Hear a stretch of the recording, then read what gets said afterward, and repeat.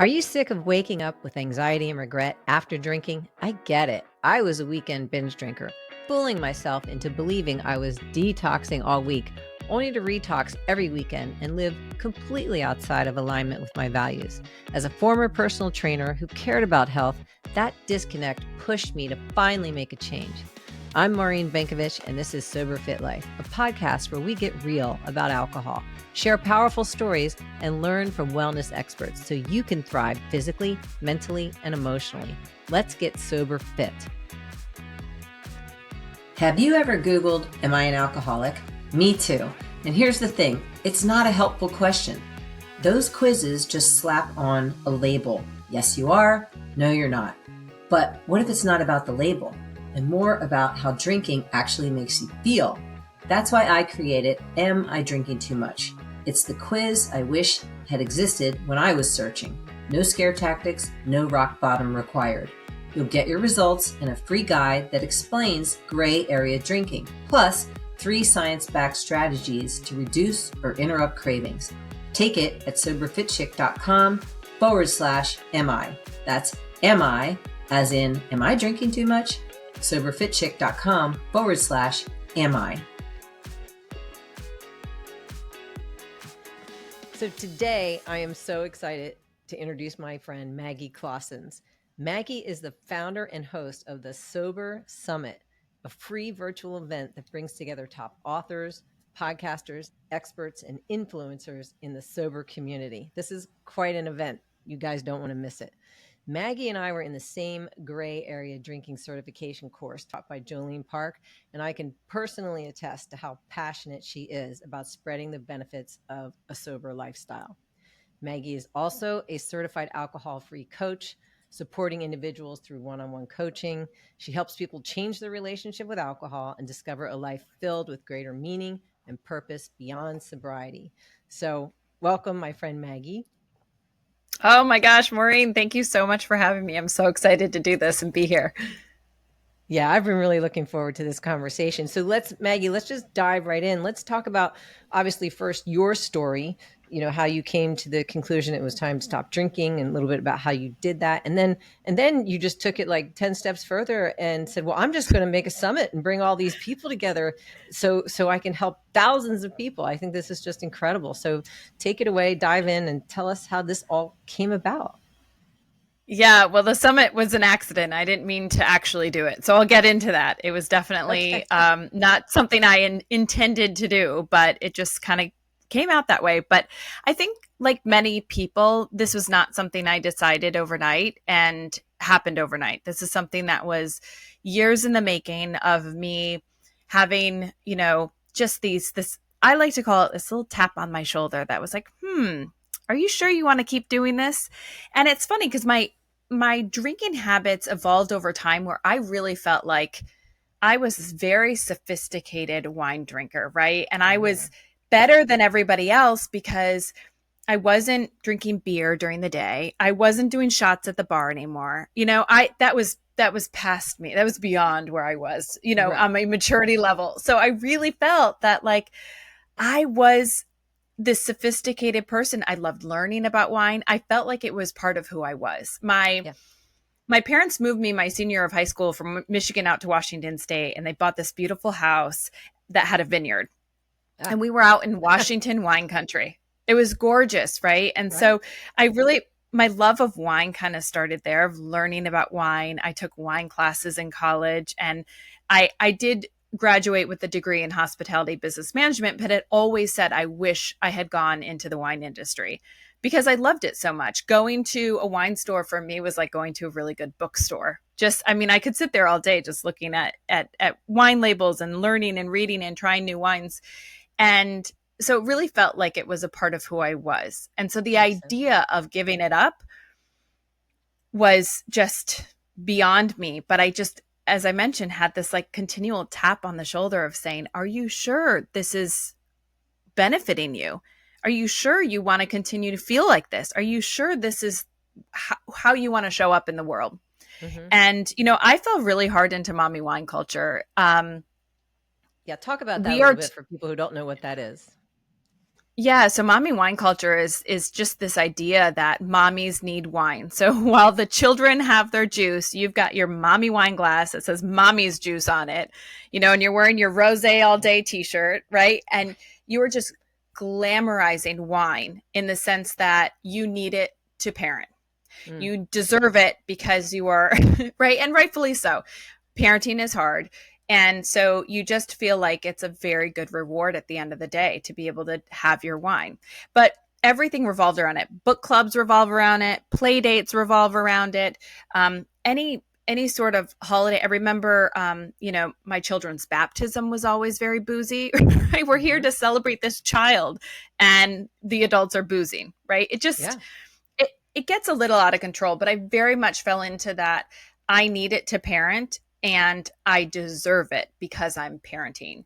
And when the pandemic happened, I was able to get wine delivered to the house all of a sudden. And so it just, for me, the pandemic, I think people fall into two different categories. Either Yes. the pandemic slowed down their drinking or it ramped it up. And for a lot of people, it ramped it up. And I was one of those people. So having wine delivered to my house, I did slowly look at it and say, well, gosh, I just ordered that case of wine and it's almost gone. I got to order another one. And then I started ordering 2 cases at a time.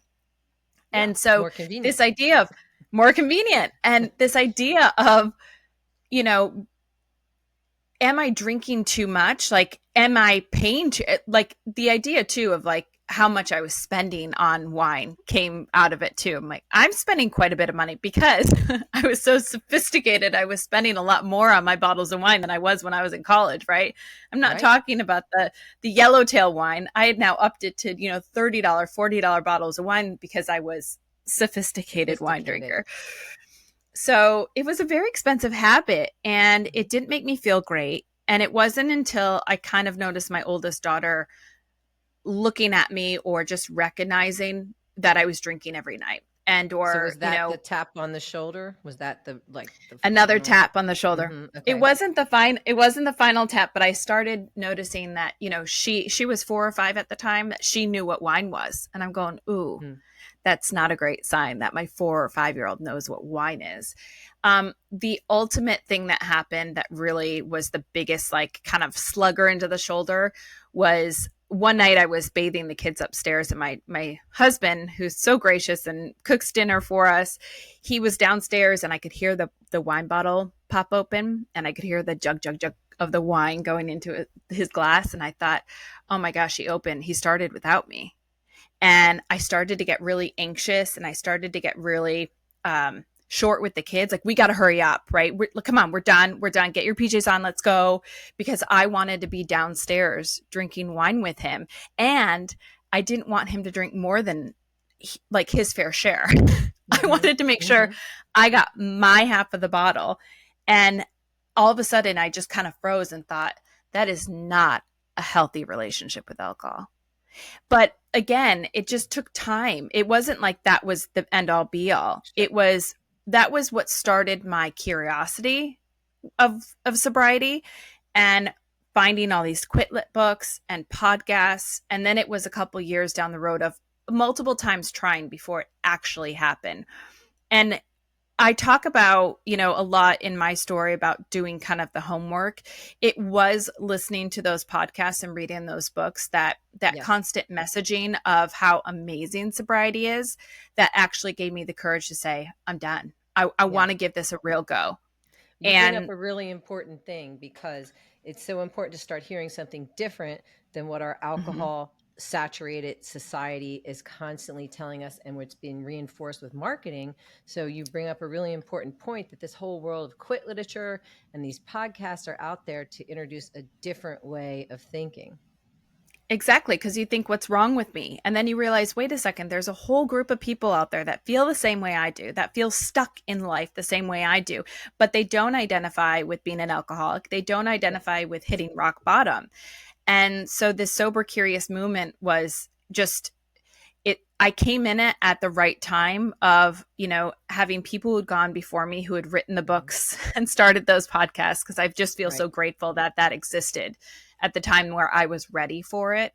And yeah, hearing those messages allowed me to get excited about it. It was something I was actually excited to do Yes. and to try. And so I actually didn't go into it thinking I was going to give up alcohol forever. I did a 100-day challenge, and that was it. That was my And goal, what was was your 100 goal at days. that time? Yeah, like what were you thinking? Like I'll learn to moderate, I don't think that I necessarily had I just was going to do 100 days and yeah, see what happened. Right. And detox. and at the end of the 100 days, my husband says, well, now what are you going to do? And I go, I feel so amazing. I'm going to do another 100. And I got to tell people about this, because now I feel like all those marketing messages I'd received as a mom needing wine, I now Mm. felt like I had a superpower that all moms needed to know about. Right. Like, this is sobriety promises you everything that wine promised you in the marketing for parenting. And Yes. so it is just something I thought, I got to go out there and help people and do something different. So I went back to school to become a coach. And I had this idea of doing the summit, and I pitched it to a few podcasters because I was nobody in this space, right? I hadn't written a book. I wasn't an influencer on Instagram. I hadn't even gone out to my social media people, my inner circle on Right. socials, and said I was doing this. And so they were so nice. They politely declined and said, we don't know what a summit is, and we don't have time, but if you do it, we'll be a part of it. And so I thought, well, I can't do it again. I'm nobody in this space. And it's funny because at that same time, I was listening to that very podcast. It was Over the Influence that did it for me. And Sharon, the co-host of the podcast, was talking about how she just ran a marathon in sobriety, and that she wasn't a runner. She wouldn't have done it if sobriety hadn't have been there. And I kept thinking, well, if she can go run a marathon not being a runner, maybe I could do something that I think I have zero qualification in doing, right? Maybe I can just do it.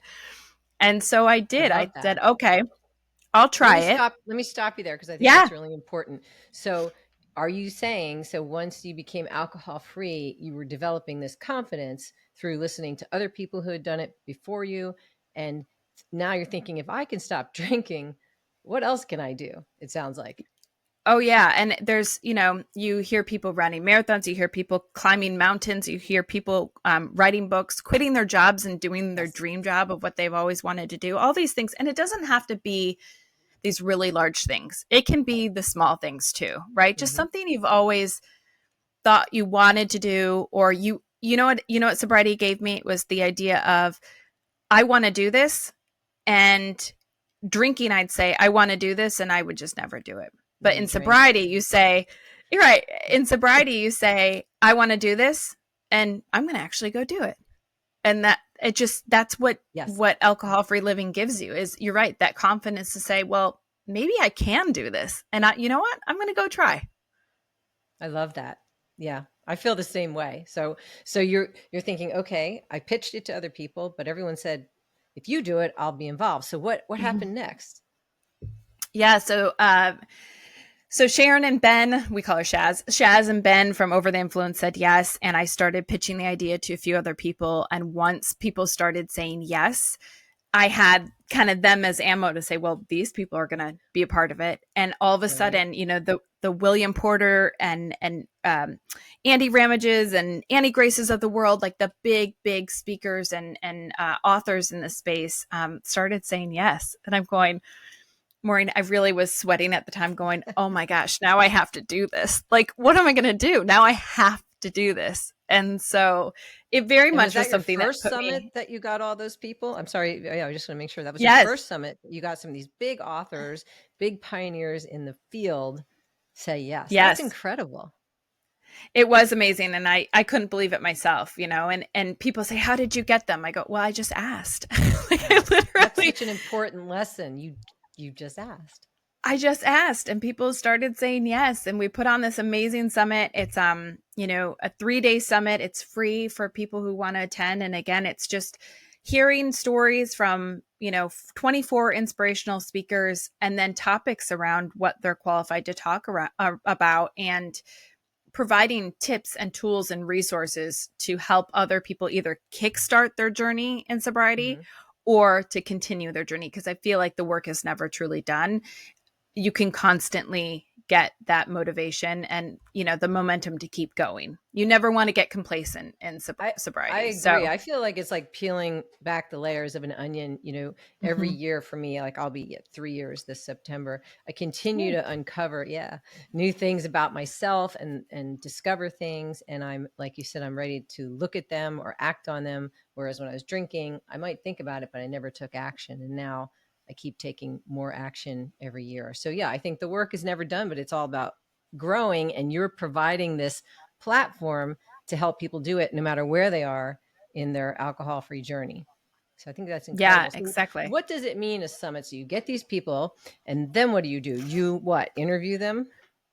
Yeah, so they're all pre-recorded interviews. So the first half of the interview is really them telling their story about how they became sober. And I think that's Mm-hmm. really important because we can learn so much from other people's stories. So even if you look at a speaker and you say, I don't think I would have anything in common with them. When you listen to anybody's story, you Yes. can resonate with one part of their story. I don't care what it is. You can find something that goes, oh my gosh, yes, I felt that same way. Or, oh Mm-hmm. my gosh, that part, that was me.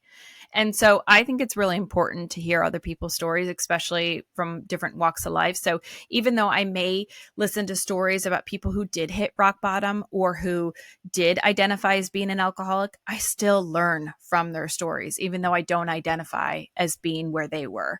So I think listening to other people's stories is really inspirational and motivational. And then the second half of the interview is them talking about, a specific topic. So anywhere from, tools to have in your sober toolbox, is what I call it, but, Yep, that's it. tools to have on how to socialize, how to regulate your emotions, how to regulate your nervous system, the psychology behind drinking, what it does to your brain, what it does to your Yes. body, your emotional health, your mental health. We've talked about anxiety, like the whole idea of anxiety and Mm-hmm. alcohol. We dive into so many topics and it's really fun. So it's been a learning for me because not only do I get to interview these people that I'm in awe of, right? Yes. And I've learned so much from. I usually fangirl, so I'm usually sweating doing the interviews. But I, it's been great for me because it's Mm-hmm. me continuing my journey. I'm learning from them every time I interview them, and Yeah. I'm asking questions that I feel like I myself am asking Mm-hmm. as a sober, curious person. So Yeah. it's really I, fun. I think the reinforcement is so important. And as you said, continuing to learn from all different kinds of stories. And these are people from all over the world, which I think is so Mhm. fascinating too. When I started doing this and joined a coaching group and people from all over the world, I really felt like, wow, I am not alone. This thing I've been keeping to myself, so many other people feel it too. And that is such freedom right there, just starting to see that you're not alone. So this workshop, this summit, this free toolbox you're providing is incredible. Yeah, it's been really fun. And you're right, it's from all over the world. And so Hmm. here I thought kicking this whole thing off, I was like, I hope it's not just my mom who shows shows up.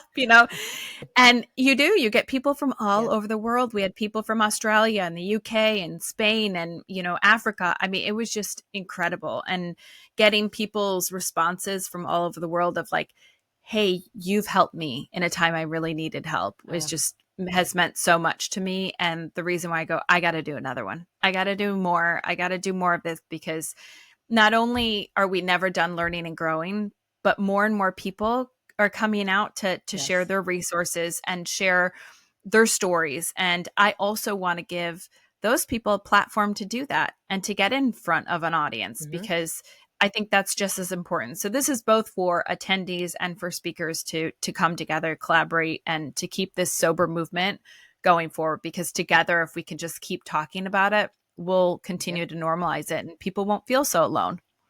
Yeah, I love the dual purpose of it. And also, you even said in your story, to go back to how important it is to hear people's stories, you hit a number of key words that I identified with in your story. You thought it was sophisticated.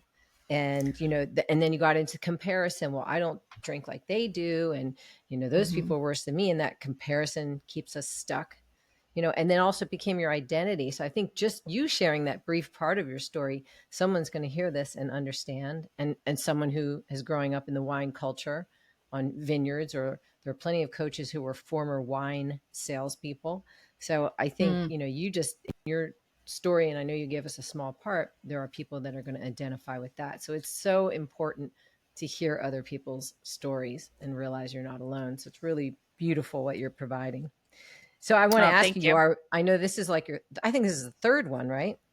This is the That's third one. Yeah. incredible. So you're bringing together some amazing speakers and Mhm. topics this year. Can you tell us a little bit about who and what? Are you allowed to reveal anything? Yeah, I'm happy to. Okay. I knew you're going to ask this. I'm like, gosh, I've got 24 speakers and I can't pick which ones are my favorite, right? They're all so amazing. But some of the speakers that people might know. So we've got Dave Wilson, who's also known as Sober Dave. If you don't know Yes. him, you got to know him. He's in the UK. He's coming on to talk about turning trauma into triumph. Such an amazing conversation. I had so much I fun love that. interviewing him. Laura Cathcart Robbins, I read her book, Stash, earlier this year. It's one of my favorite books I think I've ever read in the quit lit space. It reads like a movie. I asked her, I go, are you going to turn this into a movie? She said, maybe.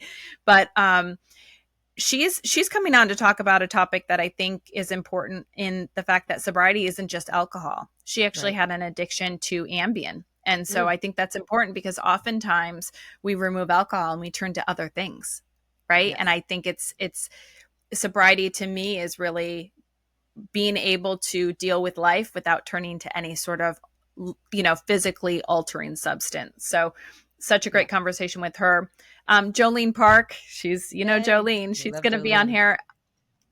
She's talking about how to regulate your nervous system with alcohol. This, as you and I know, is such a Yes. huge part of being successful in your sobriety journey, because while it's important to know your whys and your triggers, being able to regulate your nervous system is the foundation, right? It is just when you get those cravings and those triggers, you get this reaction in your body that you now have to get back to homeostasis. And so being able to do that using other things other than alcohol it's the I, foundation, I think. I agree. And I think that is so important to address the physiology as well. Because if we don't address the physiology, as you and I have learned, then when something stressful happens, we're going to go back to that tool we were relying on. But addressing the physiology, regulating the central nervous system, then we can become more resilient to stress. And we have, as you said, all these other tools in our toolbox. So I can't wait to listen to all these. But Jolene, of course, I just think is fabulous. It's amazing. And then a few things we're doing differently. So again, I think in the sober community, there's more than just coaches, podcasters, authors. So we're tapping into a few different other resources this time around, which I love. So Interesting. Nicole from After Magazine, she's the founder and editor of After Magazine. She's coming on to talk about life after alcohol, which I love. So Mm-hmm. getting her perspective. And then we've got the CEO of Cut Above Non-Alcoholic Spirits coming on, Andrew Solis, who's talking about the future of non-alcoholic beverages. So that's a fun one. And then we have two mocktail experts coming on day 2 and day 3, teaching us how to make some fun mocktails. So we have Deb Podlogger coming on to talk about how to make a Jammy Jam Mule, and Oh. Derek Santiago, who's coming on to talk about how to make a whiskey sidecar, both of which are Yeah. delicious. So I think that's so important to give people options and let them know there are fun mocktails to make, that there are a lot of them that have adaptogens that have a healthy benefit mhm. to it. So that'll be really interesting to listen to. What It else was you got? fun. It was like doing a cookie show. It was Yeah. really fun. We're like in my kitchen, doing a cooking show. It How was fun great. is that? Yeah. And then we've got some other really important topics. So, people you may not have heard of. And I think it's important to maybe tap into some people that you go, I don't know that person, but I love that topic, or that Right. topic resonates with me. Martin Lockett is one that I want to put him on center stage. He is one of the most incredible people I've ever met. He has such an amazing story. So he's coming on to talk about understanding shame and guilt. His Mm, story, he is by far the best person to come on to talk about this because of his story. And I don't want to give anything away, but his story is it'll give you goosebumps. It may make you cry. It is a very powerful story. And but he talks about, shame and guilt are two emotions that we feel all the time, especially if we fall, right? If we slip, Mm-hmm. if sobriety loses its priority and we take a sip, we that shame and that guilt that can keep us stuck. And so he talks about how guilt we can use as a positive to kind of redirect us, right? We should use it as a way to direct us to where we want to go and where we need to go. And shame being, the thing to not let us downward spiral. Like we don't want to tap into shame and give it too much energy because that's what keeps us stuck. So really, Mm. really cool conversation That with is him. so good because shame keeps so many people, including myself, that kept me Mm. in the drinking cycle because I'd feel so bad about what I did and I didn't really want to think about it. I would do it Yeah. again. Yes, that's Yeah. important. Well, I've already put myself on the wait list, so because Yeah. I want to hear all of this because I think it's so important, as you said, to keep reinforcing for ourselves. But this sounds amazing. So It, you're incredible. it's I'm it just listening to you putting all this together, and I just want to say you're very inspiring. Oh, you're so sweet. It's so fun to do, and yeah, it takes me a few months to put this all together, but it's it's. I think people need different avenues of digesting and getting this information. So podcasts, books are great, and this is very much like a podcast, but it's Hmm. just delivered in a different way that might be a little bit different than what people are looking for or needing at that time. So it's fun to put together and fun to see who attends and getting that feedback from people, the speakers too, both attendees and speakers. It's fun to get their feedback. Yeah. So when will this summit be? So this summit, that's a great question. Thank you for asking that. So this summit is September 25th through 27th. I did it specifically for that time because a lot of people tap into Sober October. And I thought, Hmm. oh, this is great. What if we did the summit right before October 1st and people can kind of get that inspiration, motivation they need to try it or to keep going, whatever it is, right? So it's not just for people who are sober curious. Like I said, it's definitely for people who are well on their way Yeah. into their sober journey and just want that, that motivation to keep going. So the 25th through the 27th, we're going to open the doors on September 9th, and people can get their free ticket. I say a free event, but I want to make it clear. So as a free event, each day we have 8 speakers going live, and you have 24 hours to listen to that day's speakers. And then the next day, you'll have access to the next day's 8 speakers. So if you want,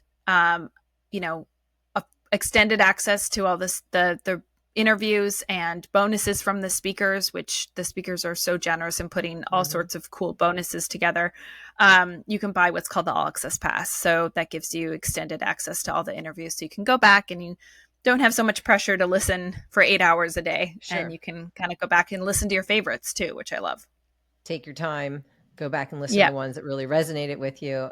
Yeah, I love that. Do you mind sharing what that all access long-term pass would be? The Yeah. fee? So it depends on when you actually buy into it. So when you get your ticket, you will get the what's called a fast action price, and you'll be able to get that right away. So there will be a heavily discounted for if you act fast. You've got about 20 minutes, and then we have some standard pricing. It's 47 for the fast action, 67 for the standard pricing, and then once the summit does start, it goes up to $97. So you know yeah, I think it's a good deal. The Oh, amount yeah. of content and bonuses that the speakers bring to the table in this is just, they're so generous. Courses and books. I mean, they're offering their books as a freebie, and workshops and guides and all sorts of things. So it's a great way to kickstart your own sober journey, being able to tap into these resources. Yeah, this is a good deal, people. If you're listening, this is definitely a good deal. And I love that you said it's also good for people who are already have stopped drinking. It's a validation, it's a reinforcement. It's what can I do next, and it's inspirational, motivational for that thing you might have been thinking of that you want to do. So this is Mhm. just for everybody. It's incredible. Now, we Yeah. also talked about you had past summits. And is there something in the future, some sort of community or something that's going to make it so people can even go back and listen to other ones? Is this in Yeah. the So works? it is in the works. So I'm launching a community with this Sober Summit, where people can. I'm actually really excited about this because I love meeting people in the sober community. This is by far the best group of people I've ever met in my entire life. My Right. husband's going, "Who are these people that you're meeting online?" I'm like, "They are the most amazing people I've ever met. They are just awesome." So this community is a community that I wanted to build. There's a lot of communities out there, and you kind of have to date around to find the community that works for you. But I wanted to launch one that provided, the replays, so you have access to the last two summits content. We'll have monthly workshops where we've got guest speakers coming on and providing, new content, and then we have myself and my three other coaches that are part of launching this community that will be hosting Zoom calls for people each week. So you can hop on, connect with myself or one of the other coaches, and connect with other people in the community. It's really casual. It's just meant to be a form of connection because really, as they say, connection is the opposite of addiction. Yes. And being able to meet like-minded people and tell people this is what I'm struggling with, or I have a win and I want to share it with people who understand this small win or big win, whatever it might be. So we'll have weekly Zoom calls where people can connect as well. So I'm really excited. Yeah. And I Incredible. hope. Yeah. And let me tell you guys, Maggie's being incredibly humble. She is a Oh, diamond. So she's doing this and now starting this community, also has her coaching. She also has another thing that I am in called the Sober Hive, which is for coaches and kind of having the same community and validation and to share our wins and to share our challenges. So this is a well-rounded person right here that really oh, you're so thinks funny. about so many people in the sober community and just really wanting to spread the word. So I just think this is incredible. I hope everybody will sign up for the Sober Summit. And so, how can they find out more information after this podcast? Say they're like, oh, I want to read about it. Where do they go? What's your URL? What's your website? Yeah, so the best place to go is thesobersummit.com. So there you're going to actually be redirected to. I've kind of rebranded. I look at the Sober Summit as just a piece of my business in the sense that it's one event that happens once or twice a year, and I wanted to do more. So as we mentioned, the community and coaching, and so you'll notice when you go to thesobersummit.com, it drives you to a URL called Sober Life Collective, and really this is my collection of resources for the community. So tapping into all of our offerings under this umbrella, both the Sober Summit, the challenge, the community, the coaching, and then we'll be launching a challenge as well. So, and the Sober Hive will live under there as well for coaches and entrepreneurs in this space. And so really kind of building out what does this look like under a bigger umbrella. So yeah, I'm really excited. My new website's launching soon, and yeah, this was a passion project that has turned into my purpose. It Mm. has really given me so much joy, and I wake up every morning excited to meet new people in this space, collaborate with people in this space, help people in this space, and just spread the word about alcohol-free living. And gosh, it just makes me really excited. Yeah. I love this community. You can tell listening to you, talking to you. I know from interacting with you. Yeah, you're like I said, just very inspiring, and that's what we need because otherwise we're being hit every day with the big alcohol industry marketing, and we're told this is what everybody does, but it's not what everybody's doing anymore. There are so many people coming awake and alive to, hey, I can choose something different, and like you said, they don't have to be at rock bottom. It can just be this is no longer serving me, and what Mhm. else is out there. So this Sober Summit is one of the ways you can find out what else is out there. And I think that's wonderful. So I want to ask you, Maggie, what do you do since this podcast is Sober Fit Life? What do you do for your sober fit life? And that could be mentally, physically, spiritually, or all of them. What do you do? It's a great question. And by the way, I love what you're doing with Sober Fit Check. And the answer to that question is I Yeah. try not to ever become complacent. And what I mean by that is I look at, to your point, this is, to me, I do this too. It's an onion that we're peeling back, and removing alcohol is just this one layer. And then it opens up the door to so much. Mm-hmm. And for me, it's turned into a personal growth and development journey.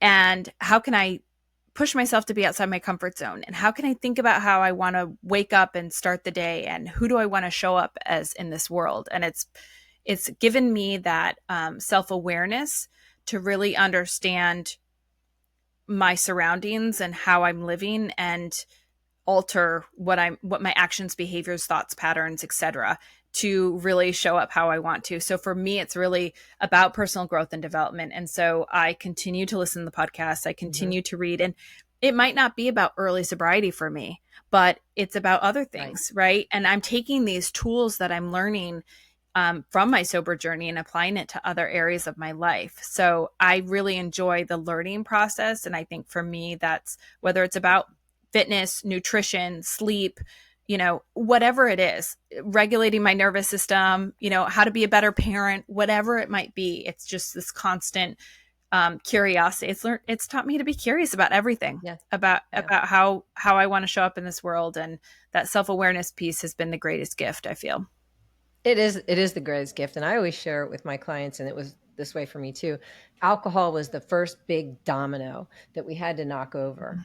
And we couldn't look at all the other things and experience all the other things without removing that big obstacle, that big barrier. So you're just continuing, as I am too, to knock over all these dominoes. But you knocked over the first big one, and that's what you're helping other people do now too. So I just want to thank you for all that you do, all your inspiration, and you're so authentic in your passion for this, and it just comes out when you talk to Maggie. So I do hope everybody will look into the Sober Summit and check out. So go to the Sober Summit, but it'll take you to the Sober Life Collective. Say it again. What was it?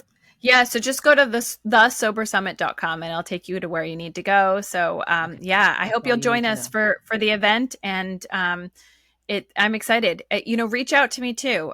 Come say hello, and either on socials, or you can find everything on the site, but either on socials or email me directly. And I love meeting new people in the space and hearing everyone's story. I feel like you all have a story to tell. Yes. So start sharing it with others, and I'd be happy to listen because I love hearing them. So I will, of course, put all of this in the show notes, where you can find Maggie, where you can find the Sober Summit, the dates of the Sober Summit. So check it out. And again, thank you so much, Maggie, for coming on today on Your Sober Fit Life. Oh, thank you so much for having me, Maureen. Have you ever Googled, "Am I an alcoholic?" Me too. And here's the thing. It's not a helpful question.